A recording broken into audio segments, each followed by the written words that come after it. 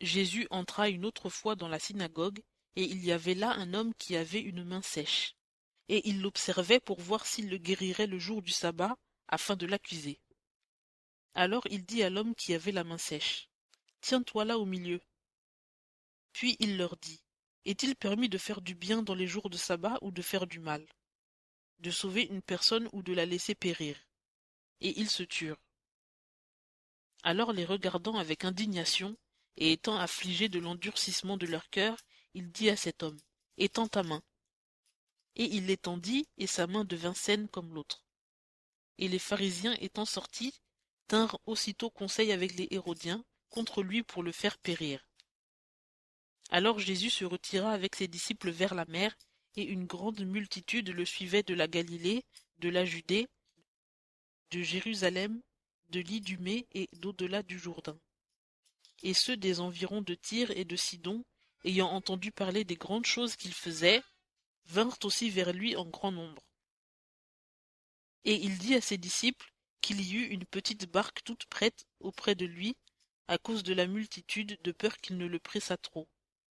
Car il en avait guéri plusieurs, de sorte que tous ceux qui avaient des maladies se jetaient sur lui pour le toucher. Et quand les esprits immondes le voyaient, ils se prosternaient devant lui et s'écriaient, « Tu es le Fils de Dieu !» Mais il leur défendait avec menace de le faire connaître. Il monta ensuite sur la montagne, et appela ceux qu'il jugea à propos, et ils vinrent à lui. Et il en établit 12 pour être avec lui, pour les envoyer prêcher, et pour avoir la puissance de guérir les malades et de chasser les démons. C'était Simon auquel il donna le nom de Pierre, puis Jacques, fils de Zébédée, et Jean, frère de Jacques, auquel il donna le nom de Boanerges, c'est-à-dire enfant du tonnerre, et André, Philippe, Barthélemy, Matthieu, Thomas, Jacques, fils d'Alphée, Thaddée, Simon le Cananite, et Judas l'Iscariote qui fut celui qui le trahit. Puis ils retournèrent à la maison, et une multitude s'y assembla encore, de sorte qu'ils ne pouvaient pas même prendre leur repas. Ses parents, l'ayant appris, sortirent pour le prendre, car on disait, il est hors de sens.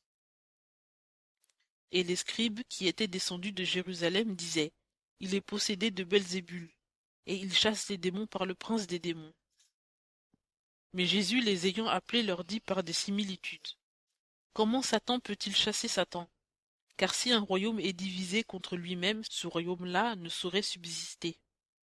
Et si une maison est divisée contre elle-même, cette maison-là ne saurait subsister. De même, si Satan s'élève contre lui-même et est divisé, il ne peut subsister, mais il prend fin. Personne ne peut entrer dans la maison d'un homme fort et piller son bien s'il n'a auparavant lié cet homme fort, et alors il pillera sa maison. Je vous dis en vérité que toutes sortes de péchés seront pardonnés aux enfants des hommes, ainsi que les blasphèmes par lesquels ils auront blasphémé, mais quiconque aura blasphémé contre le Saint-Esprit n'en obtiendra jamais le pardon, mais il sera sujet à une condamnation éternelle.